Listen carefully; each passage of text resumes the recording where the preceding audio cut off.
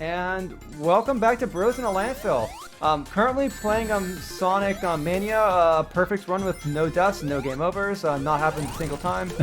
We are blind run, perfect pro players, you know? That's just how it works. No weird conversations, just cool Sonic. Just cool Sonic. With cool ass music, hell yeah. I am... This is not the hypest thing to say, but I don't love the stage. I think, the stage is fine, but I think it's just fine.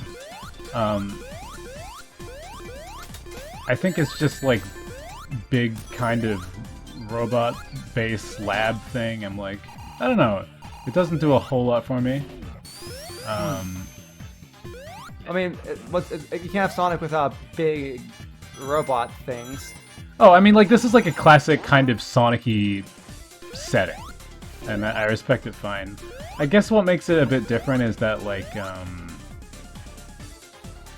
there's something about manic about the music and about the colors. So, like, it does have something going for it, and it does have gimmicks later on, as you'll see. I don't know. I think maybe it might just be the balance of stages in this game. Maybe I just want another pretty and nice one. Like, I know that this is not really a 2D option, but I would have loved to have, like, a Planet Wisp or something like that at this point in the game. You know what kind of, like, is getting me with this? What's that? It almost feels more like a Mega Man stage than a Sonic stage. Right! It's very Mega Man. And, you know what, they may have taken inspiration from Mega Man. Like, that's very possible. But, like, even you want like, to stay on that thing. Like, don't jump. Like okay, okay, this is cool. I love these sort of mechanics. Yeah. But yeah, like even the music sounds very Mega Man-y. Like, and the enemy there, that looks like a Mega Man enemy. Yeah, I guess you're right.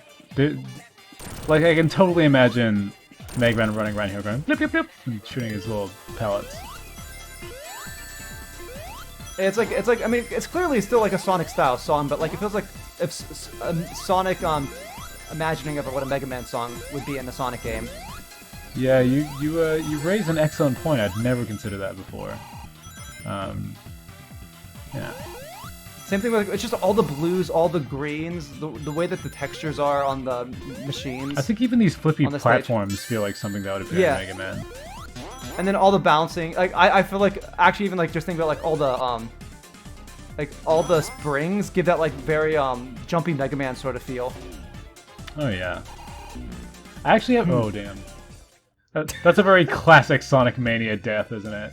The like we crushed you by 1 pixel of the top of your head. Yeah. Well, if you're gonna game over anywhere, the beginning of Act 1 is not a bad place. Or I guess the middle of Act 1. Well, what are you talking about? We haven't died at all. Welcome back to Bros in a Landfill. Full life, just like we did at the start of the Let's Play last year. That's right. God, I've always found it sort of like weird, like our format. Like it's done out of like necessity, just because of like availability and whatnot. But releasing 2 episodes a week, going between games is just so atypical of, oh yes, let's have this series that fans are following, you know? Yeah, right. Like you watch like 2 episodes of something, and then like half a year later you watch the next few episodes. How weird. I mean, there's always Monkey Ball, except we even then had a big break from Monkey Ball because we couldn't be the final stage. Yeah. Well, and even not just that, like it's because of the way that we choose which games we're playing based off of who's on and who's available. It just makes it very goofy. It's like, oh, if everybody's on, we do something like Monkey Ball, or you know, where or if it's me and Lunch, we play Sonic or whatever random game. And if it's with Tar, we play Super Paper Mario or SpongeBob or whatever like game Tar wants to play, you know? I like to think that that's part of our charm. Oh yeah. No, that is a classic Sonic Mania death right there. There it is. It's like I wasn't expecting one to come from above at all.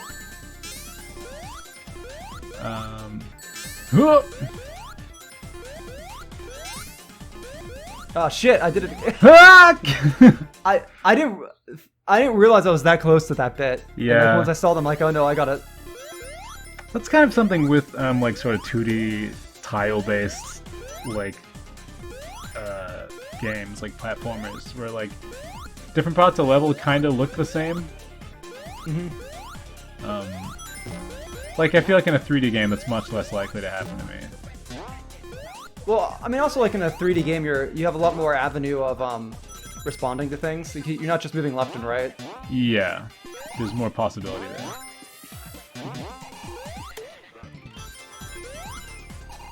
Ooh. Yeah, I think this is like this level is kind of where I start to like fatigue on the game. Just something about it. I'm blaming Mega Man though. I think the background is also very I think because there's essentially 2 stages in one here. I think the background is just a little bit too much going on. Sure, but it's like I mean there.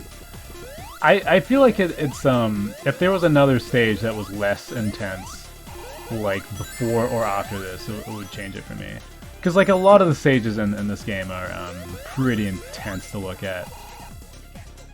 Like another place that I find quite exhausting is Stardust Speedway, where you do the Metal Sonic fight afterwards, where like it's such a crazy looking level, and then you have this big battle. Oh, careful! There's just so many like non-conventional death traps in this one, you know? Like, yeah, right. It's like because clear communication, man.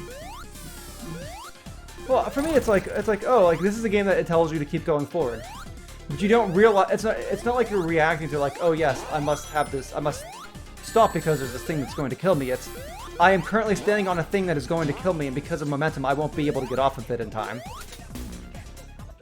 Oh yeah, those guys just hurt. That's another weird thing about this stage. I found those guys annoying.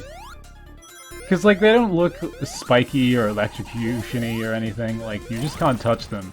I'm like, well, okay, fuck you, game. Anyway, I did not expect this episode to be let's shit on Wacky Workbench. Is that what the stage is called? Or am I thinking of a different... I don't. See, I don't even know what the stage is called. Also, something that really gets me about this too is just like the Ghostbusters theme that plays in the background. Yeah, it's very Ghostbusters. And it doesn't feel like it particularly fits with the... It's like Ghostbusters meets Mega Man. I mean, this stage is from Sonic CD, and it's well, that explains a lot. It's very Sonic CD. Yeah. Sonic CD is a lot. Yeah. Now that you say this is from Sonic CD, it all makes sense now. At least it's not from Sonic Spinball. Am I right? I still haven't properly played that game. Like, I've never given that game a proper go. As a kid, I was just like, yeah, this isn't like a normal Sonic game, so I didn't really try. Sonic Spinball's weird because, like, since it's a pinball game, it just kind of, like, you progress very, weirdly throughout it. And it's such a weirdly dark game as well, so you're not, like... It's really interesting how, it's very, like, just Sonic's sprite in the game is very Western Sonic, you know? Like, yeah. Because, like, aesthetically, Sonic was fairly different in between regions at the time. And, well, you could tell... Well, it's like you could tell it was made by the North American team. Yeah, because he's, like, kind of, like, Mohawk and a bit squat and, like... It is interesting, though. I was talking to my brother about how, like, it's, about how Sonic looks so different on the North American and European covers back in the day. And what he pointed out to me was like, well, at least it's not like with Mega Man, where, like, he looks like some fucking nightmare, completely different person. Hey, realistically rendered human. Like Sonic in the English box art is still Sonic. He's not like a guy in a weird suit, you know? Hey, you say that, but I don't see them putting Sonic in Tekken, or Street Fighter Cross Tekken. Right, because there wasn't enough of it. I mean, for a million reasons, but like, there's not enough differences in actual design to consider that a separate entity proper. You know, it's not. It's just like a regional art style difference. It's not like they made him like that. Oh, careful. I hope people in the audience know about bad box art Mega Man. Oh, we've assumed either... Gamer. I was like, is your mic not working, or have you just turned into super hardcore let's play the game mode? I turned to super hardcore let's play the game mode. Huh? Oh, thanks, Tails. Thanks, Tails. What a homie. I feel like I should be able to...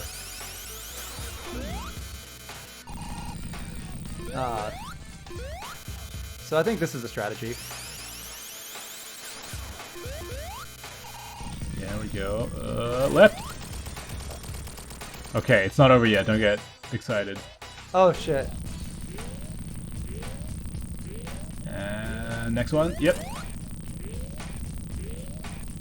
This part always stresses me out. Yeah, well, there's nothing worse than being crushed in a Sonic game. Yeah. Oh, did Tails get him? Nice. No! Oh. One life left. Okay. But I wasn't prepared for that middle one. Shit, I'm gonna have to go into the second act with this, am I not? Yeah, dude. But I believe. I believe in wishes. wishes. Literally, as I was about to die.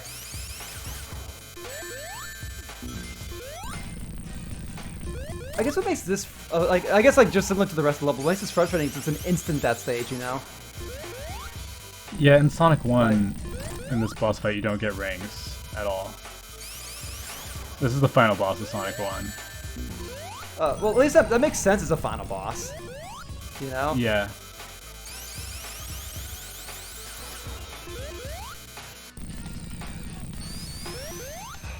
The idea of bosses in general are interesting, how like they're kind of like the skill wall, but they're not really the same kind of gameplay as what the rest of the game is. It's not like playing Sonic is training you slowly for boss fights. Boss fights are kind of their own specific issue. I guess like I feel like there's more of a philosophy now that like a boss fight should be like the culmination of everything you've learned. Like when you look at games like Ori, where like the kind of boss, so to speak, is like just a really hard and cool platforming level, as opposed to like a fight with a guy. Ooh. Poor Tails. Oh. Yeah. Now if I can find a 1-up or get 100 rings, that'd be pretty swanky. Tails died for us. Yeah, I mean he's a poor boy, you know. Easy come, easy go. Okay, so like, this stage was already crazy. Now you got this spinny shit in the background sometimes. That's a lot. Yeah, I remember last time we played this, I was getting a migraine. That migraine came on like immediately while playing this episode. I mean, it makes sense. Like, I kind of love.